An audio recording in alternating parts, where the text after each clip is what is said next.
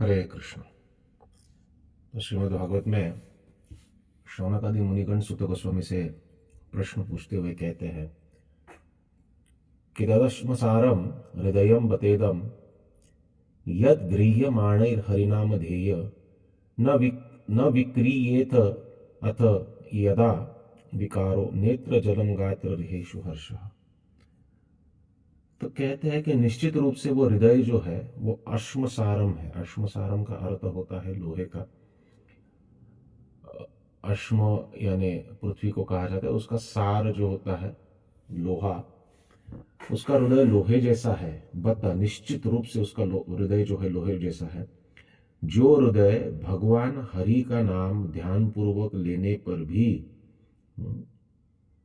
न विक्रियत, उसमें कोई विकार नहीं आता है, वो द्रवित नहीं होता है, वो हृदय किसी भी प्रकार से भाव भावित नहीं होता है, उस एक्सटसी को, उस आनंद को अनुभव करके परिवर्तित नहीं होता है, तो कहते हैं ऐसा हृदय जो है निश्चित रूप से लोहे से बना हुआ, पत्थर का नहीं है, वो अश्म का नहीं है, वो अश्मसार का है। जनरली हम कहते हैं ना कि हमारा हृदय पाषाण का है, तो पाषाण भी पिघल जाता है भगवान के नाम से, भगवान के नाम के उच्चारण से।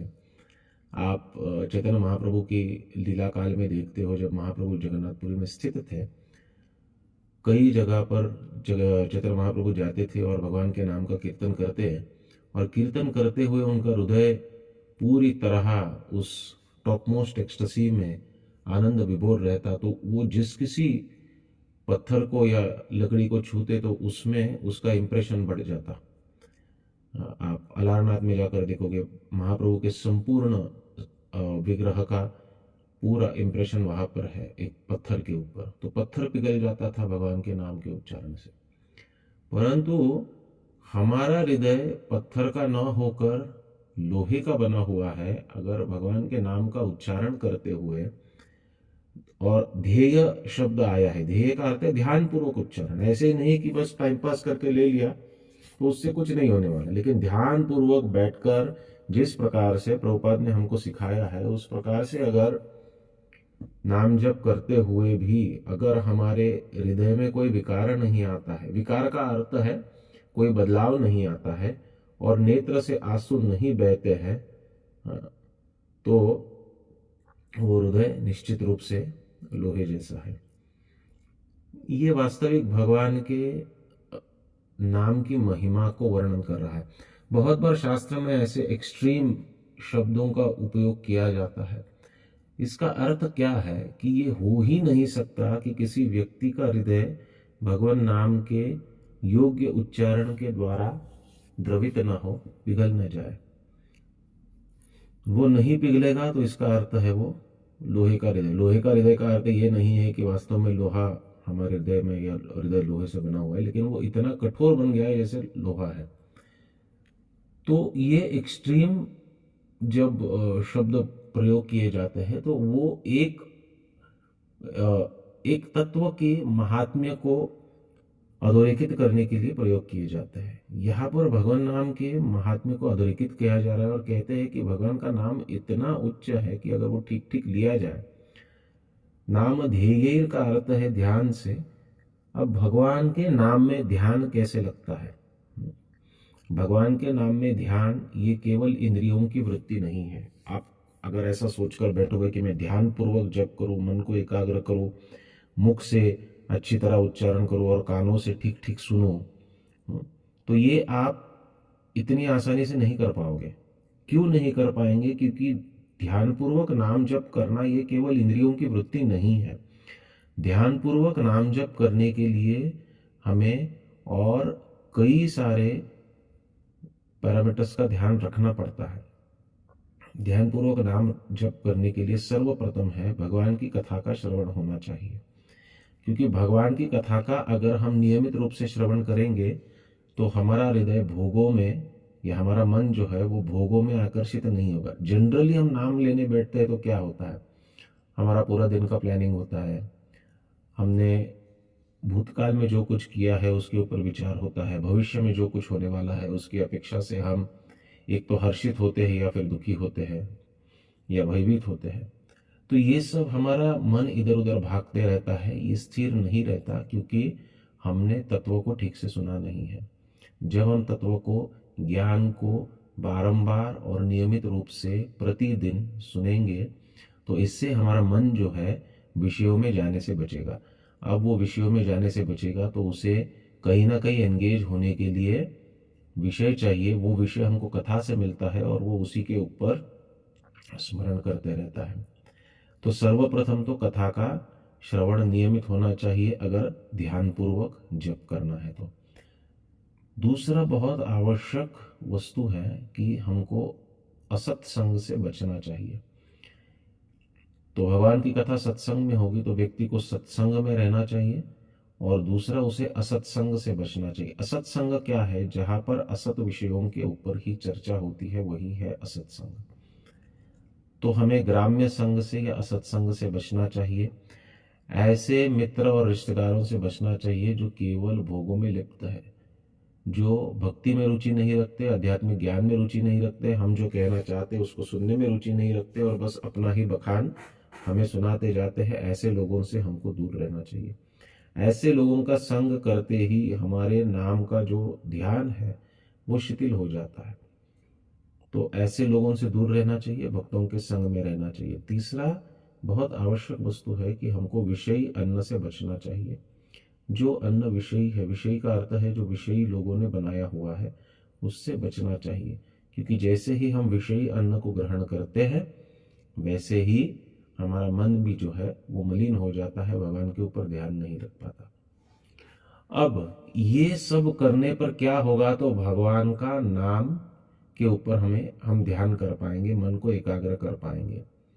परंतु ये सब जो क्रियाएं है, ये सब क्रियाएं जो है ये हमारे प्रयास से हुई है, और भक्ति मार्ग जो है ये प्रयास का द्योतक नहीं है।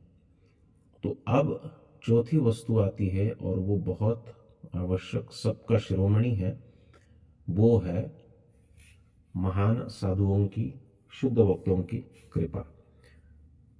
तो जब तक हमें साधुओं की कृपा प्राप्त ना हो, महान भक्तों की कृपा प्राप्त ना हो, तब तक हमें हरिनाम के प्रति रुचि प्राप्त होना या हरिनाम के ऊपर ध्यान करने की स्थिति प्राप्त होना, ये केवल असंभव है।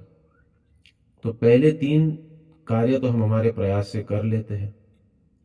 हम श्रवण करेंगे निर्धार पूर्वक बैठकर, हम असत्संगों को भी टाल सकते हैं निर्धार पूर्वक, हम प्रयास के द्वारा विषयी अन्न से भी बच सकते हैं।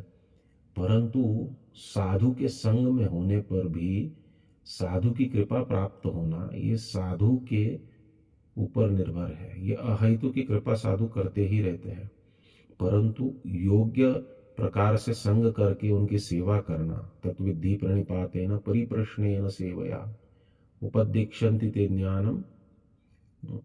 तो उपदेक्षन्ति ते ज्ञानम, ये वो कब ये हमें प्रेरणा देते हैं? जब हम उनके प्रति आदर भाव रखते हैं, उनसे जिज्ञासा करते हैं, उनकी सेवा करते हैं। सेवा करना बहुत आवश्यक है किसी भी भक्त की। अच्छा, सेवा कैसी होनी चाहिए? सेवा अपने मन से होनी चाहिए? नहीं। तो जिस प्रकार ने साधु ने निर्देशित किया है, गुरुजनों ने निर्देशित किया है, उस प्रकार से सेवा होनी चाहिए।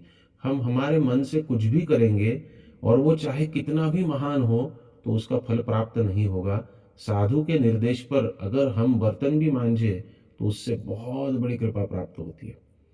हम स्वयं के व्हीम्स के द्वारा, स्वयं के मतानुसार हम बहुत बड़ा प्रचार भी कर ले, बहुत बड़े व्यक्ति को कृष्ण भावना भावित भी कर ले, तो भी उससे कृपा प्राप्त नहीं होगी अगर वो गुरु के मतानुसार नहीं है।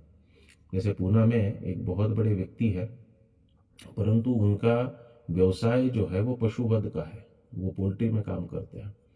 और कुछ भक्तों ने कुछ साल पहले परम पूज्य गोपाल कृष्ण गोस्वामी महाराज से पूछा था कि हम इनसे दान लाना चाहते हैं, तो महाराज ने मना किया था। कहे थे कि उनका धन जो है ये गलत कार्यों से आ रहा है और हमको उनका धन नहीं चाहिए।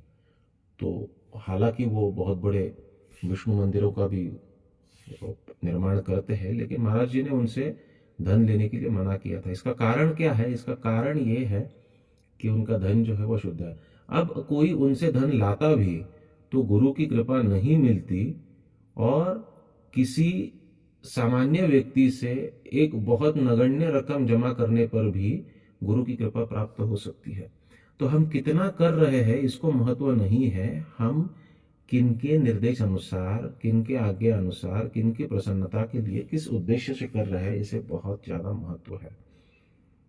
तो भक्ति में अगर हमें भक्ति का आनंद प्राप्त करना है तो उसके लिए ये 4 चीजें आवश्यक है। भगवान के नाम का जप करते हुए भी हम उतने ही आसानी से इस आनंद को प्राप्त नहीं कर पाएंगे अगर हम सत्संग में न रहे, असत्संग से दूर न रहे, विषय अन्न से दूर न रहे, और सबसे महत्वपूर्ण जो है वो सदगुरु की कृपा के निर्देश अनुसार कार्य न करें। जब ये इस प्रकार से हम नाम जप में लगते हैं तब हमारा ध्यान जो है भगवान नाम में लगेगा और तब हमारा हृदय निश्चित रूप से द्रवित होगा। अगर हमारा हृदय द्रवित नहीं हो रहा है इतने साल भगवान नाम लेने पर भी, तो एक बार से आत्म परीक्षण कर लेना चाहिए, क्या हम इन 4 मुद्दों पर कहीं चूक रहे हैं क्या। जो व्यक्ति ये करेगा और उसके अनुसार अपने जीवन में सुधार करेगा वो निश्चित रूप से शीघ्रातिशीघ्र भगवान के नाम की चमत्कार को अनुभव कर पाएगा। हरे कृष्ण कृष्ण कृष्ण हरे हरे, हरे राम राम राम हरे हरे।